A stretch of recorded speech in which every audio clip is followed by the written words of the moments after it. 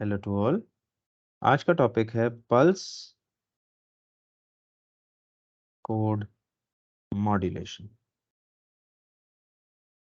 Pulse code modulation एक ऐसा concept है जिसके अंदर आपने बेसिकली डेटा को पल्सेस में रिप्रेजेंट करना है एक एन्कोडेड वेव में, एक एन्कोडेड प्रोसेस में। तो पल्स कोड मॉड्यूलेशन का अगर हम ये कहें कि एनालॉग टू डिजिटल कन्वर्जन का एक बेसिक फॉर्म है तो गलत नहीं होगा। कायदे से पल्स कोड मॉड्यूलेशन वही कॉन्सेप्ट है जो अब तक हम सारा डिस्कस करते आए हैं। अगर आप पहले सैम्पलिंग कर दें, फिर क्वांटाइज कर दें और फिर एनकोड कर दें, तो बेसिकली आपका पल्स कोड मॉड्यूलेशन अचीव हो जाता है। बट इसके अलावा इसके अंदर और कॉन्सेप्ट आ सकते हैं जिनके बारे में बात करना यहाँ पे ज़रूरी है। फॉर एग्जांपल, आपके पास ज़रूरत पड़ने पे क्वांटाइजर को नॉन यूनिफॉर्म क्वांटाइजेशन की प्रोविजन मिल सकता है। इसके अलावा आपके जो चैनल हैं, चैनल के अंदर रीजेनरेटिव रिपीटर्स, जैसे मैंने पहले बताया था, रीजेनरेटिव रिपीटर्स लग सकते हैं। आपका डीकोडर जो कि बेसिकली आपके एनकोडर के प्रोसेस को रिवर्स करेगा और आपके डेटा को जो एनकोडेड बिट स्ट्रीम्स के तौर पे है उन्हें डी कोड करके क्वांटाइजेशन लेवल्स पे वापस ला के देगा। क्वांटाइजेशन लेवल्स से डेटा को रिकवर करने के लिए कायदे से सैंपल एंड होल्ड का सर्किट लगाया जाता है।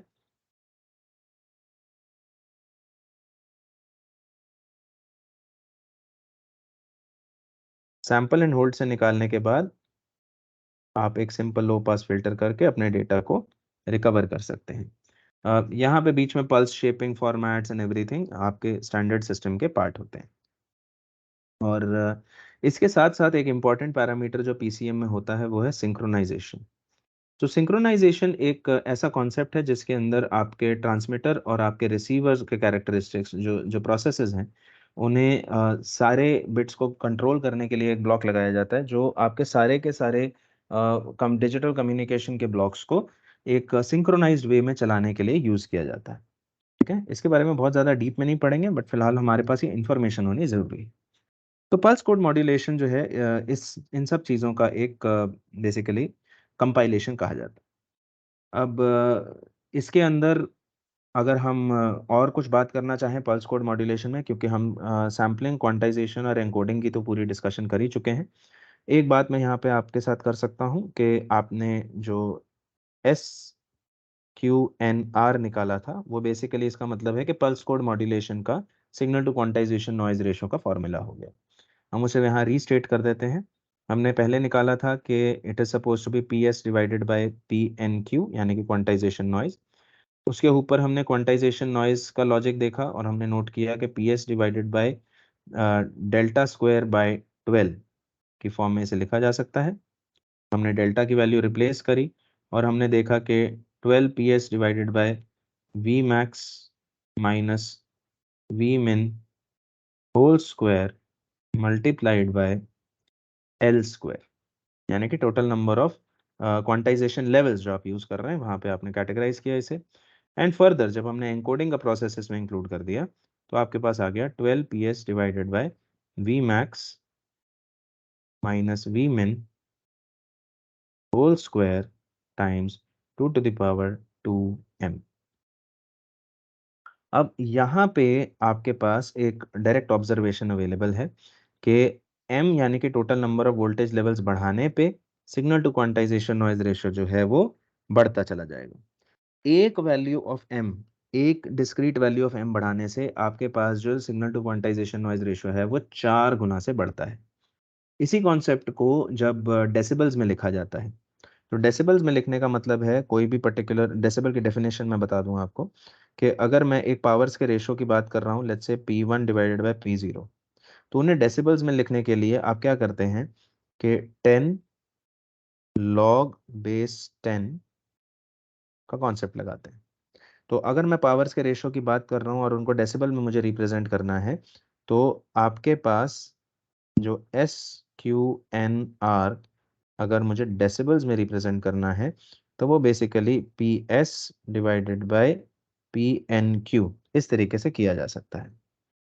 अब ये इसी कॉन्सेप्ट को थोड़ा सा सॉल्व कर लें अगर, so 10 log base 10 12 PS divided by V max minus V min whole square into 2 to the power 2m, इधर रिप्लेस किया जा सकता है।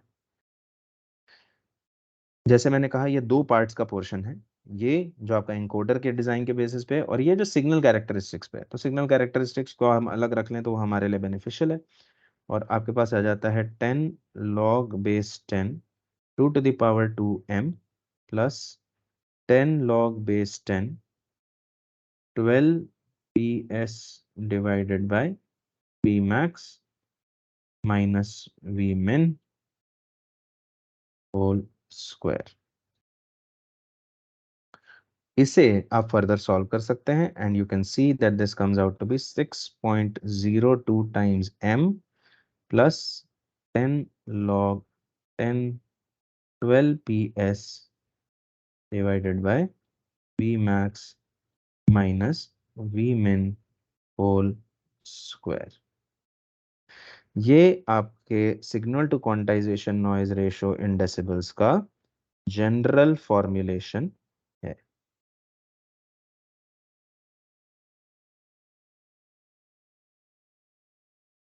ठीक है जी। इस जनरल फॉर्मूलेशन को यूज़ करके बहुत सारे न्यूमेरिकल्स करे जाते हैं और यूजुअली आपके एग्जाम्स में न्यूमेरिकल्स इस क्वेश्चन से आते हैं। तो एक पर्टिकुलर एग्जांपल के तौर पे हम ले लेते हैं, कुछ एग्जांपल्स कर लेते हैं यहाँ पे। So let's say question number 1 आज जो हम प्रैक्टिस करते हैं वो है कि लेट्स से आपके पास एक सिग्नल है जिसकी पावर है 1 वॉट। सिंपल एग्जांपल ले रहे हैं, वी मैक्स प्लस 4 वोल्ट्स ले लेते हैं एंड वी मिन जो है वो -2 वोल्ट्स ले लेते हैं। ठीक है जी। तो इसके बेसिस पे आपसे कहा जा रहा है कि अगर मैं यूं कह रहा हूं कि m is equal to 5, right, यानी कि आपको बोला गया कि 5 नंबर ऑफ बिट्स हैं, तो आपको बताना है कि SQNR कितना होगा। स्ट्रेट फॉरवर्ड क्वेश्चन दिया मैंने पहले। तो इसकी कैलकुलेशन इस तरीके से निकलेगी ऑब्वियसली कि SQNR इन डेसिबल्स आप करने लगेंगे और आपके पास आएगा 6.02 times 5 plus 10 log base 10 12 times 1 divided by 4 minus -2 whole square. ठीक है। तो जब आप ये कैलकुलेट करेंगे आपके पास आएगा 30.1 plus 10 log base 10 12 divided by 36 which comes out to be 1/3 and which comes out to be 30.1 minus 4.77 and of course if you calculate that the answer comes out to be 25.33 decibels. So this is one way in which the question can be asked. Another popular example is finding the value of m based upon the given SQNR. Now the way this question is framed is a little different. आप note करेंगे कि जो calculations हैं वो m के लिए जो भी कैलकुलेशन होगी वो वैल्यू हमेशा फ्रैक्शन में आ सकती है अगर आपको कोई पर्टिकुलर वैल्यूज दे रखी हो। अगर आपकी कैलकुलेशन जो हैं अगर आप m निकालना चाहें इन सब वैल्यूज के बेसिस पे तो आपकी वैल्यू इज पॉसिबल के फ्रैक्शन में आ जाए, लेकिन m की वैल्यू फ्रैक्शंस में कभी हो नहीं सकती। तो क्वेश्चन किस तरीके से फ्रेम किया जाता है, क्वेश्चन इस तरीके से फ्रेम कर दिया जाता है कि the system must have an SQNR of at least let's say 30 decibels. So SQNR must be greater than equal to 30 decibel. ये आपको दे रखा है। लेट्स से आप बाकी वैल्यू सेम रख लेते हैं कि भाई आपका PS जो है वो 1 है और V max जो है वो 4 वोल्ट्स है और V minimum जो है वो -2 वोल्ट्स है। ठीक है, यही ले लेते हैं। अब पूछा ये गया है कि भाई what should be the value of m। आपको ध्यान देना है कि SQNR की एटलीस्ट वैल्यू इतनी दी गई है, जिसका मतलब ये है कि जब SQNR की इक्वालिटी है वो 30 से बड़ी होनी चाहिए। अब अगर आप उस इक्वालिटी के अंदर डेटा डालते हैं, अगर आप इस इक्वेशन में अपनी इंफॉर्मेशन फीड करते हैं यहाँ पे, तो आपके पास वैल्यू क्या आती है? आपको दिया गया है 6.02 m plus 10 log 10 12 times 1 divided by 4 minus 2 whole square. Now this must be greater than equal to 30. This is what has been given to you.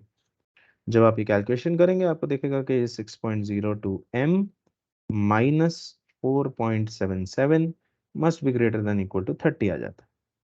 Further solving, you get that m must be greater than equal to 34.77 divided by 6.02, which means that m must be greater than equal to 5.776. Now I can choose any value of m greater than this, but again bandwidth constraints, तो इसकी वजह से m की value हमेशा जो choose करी जाएगी वो नेक्स्ट हाईएस्ट इंटीजर करी जाएगी, and m must be equal to 6. When you choose m is equal to 6, this condition will be met. ठीक है जी। तो ब्रॉडली अगर इसके बियॉन्ड आपको कुछ आता है कि भाई आपके पास SQNR भी दे रखा है, आपके पास m भी दे रखा है, आपसे पूछा जा रहा है कि आप सिग्नल पावर निकालिए, नहीं वो उस तरीके से आप क्वेश्चन फिर फ्रेम अप कर सकते हैं। एक और एग्जांपल के बारे में बात करूंगा, और क्वेश्चन नंबर 3 है कि लेट्स से आपको दे रखा है कि I have a sinusoidal signal.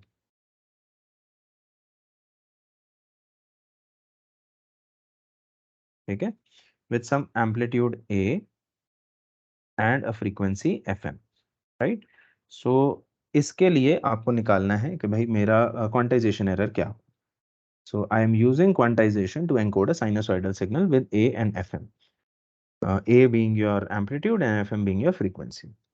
Now, that would mean that the signal power, first of all, PS is equal to A square by 2. This is a well-known fact that for any kind of sinusoidal signal, the power is A square by 2. Further, we also get the information that Vmax is equal to plus A and Vmin is equal to minus A. यहाँ तक जब ये information हमें मिल जाती है, अब हम इसको आगे SQNR के प्रोसेस में लेके जाने के लिए अवेलेबल। तो SQNR के हिसाब से 6.02 times m plus 10 log base 10 of 12 times a square by 2 divided by a minus minus a whole square. इसे फर्दर कैलकुलेट करिए और आप देखेंगे कि you have 6.02 m plus 10 log base 10 12 times a square by 2 divided by 4 times a square. And once you get rid of all unnecessary stuff, you find that for any given sinusoid of any given amplitude of any given frequency, a standard PCM system would have an SQNR of 6.02 m plus 10 log base 10 3 by 2. Further calculated, this comes out to be 6.02 m plus 1.78 decibels. In some books, in most books, you will find this to be estimated as 6m plus 1.8 decibels, where m is the number of encoder bits that the system must be using. So किसी भी given sinusoidal input के लिए ये question comparatively आसान हो जाता है, लेकिन आपको ध्यान रखना है ये सिर्फ एक साइनोसॉइड के केस में ही वैलिड है। बाकी सारे केसेस के लिए आपकी कैलकुलेशन जिस तरीके से चलती हैं उस इसी इक्वेशन को यूज करके चलानी चाहिए। ठीक है, चलिए पीसीएम का सिस्टम यहाँ पे हमारा कंक्लूड होता है। नेक्स्ट क्लास में बात करेंगे नॉन यूनिफॉर्म क्वांटाइजेशन के बारे में। Thank you.